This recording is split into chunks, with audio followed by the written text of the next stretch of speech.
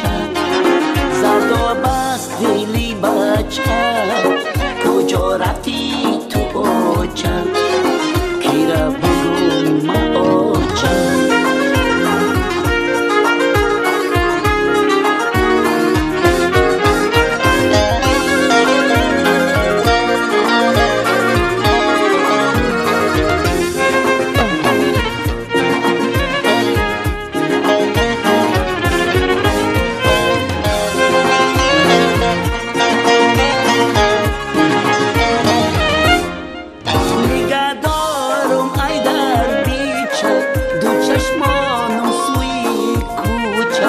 منم بچه‌ای به اوچه نشد چوبی ترم لنچه نگه دارم ای در بیچه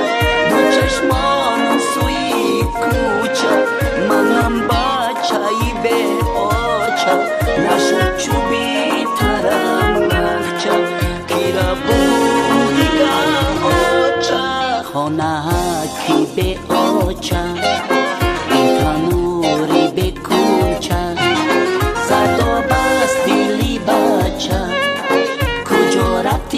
تو اوچه زرد و بست دلی بچه کجا رفتی تو اوچه کیره بگو ما اوچه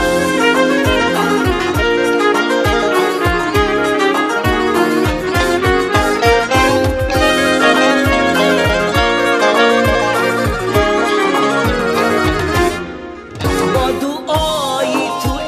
اوچه حیران ماندم در کوچه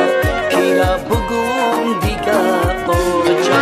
بودم بچه دوستارو بودم امید و ارمانو نشستم سری مزارو کجا رفتی تو ای اوچه کیره بگم دیگه اوچه خانه کی به اوچه تنوری به کوچه خانه کی به اوچه تنوری به کوچه زرد و بست دلی بچه کجا رفتی تو اوچه زرد و بست دلی بچه کجا رفتی